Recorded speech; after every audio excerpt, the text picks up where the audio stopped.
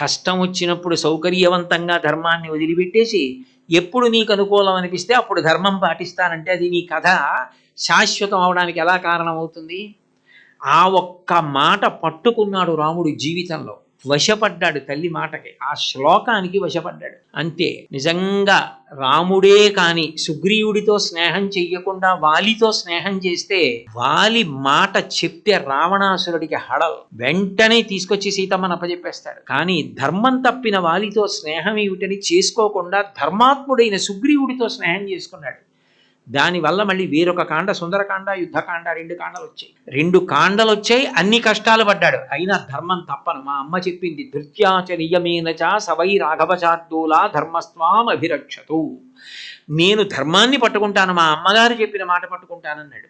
రామాయణం ఎంత గొప్ప అయింది, రామకథ ఎంత గొప్పదైంది, రామనామం ఎంత గొప్పదైంది.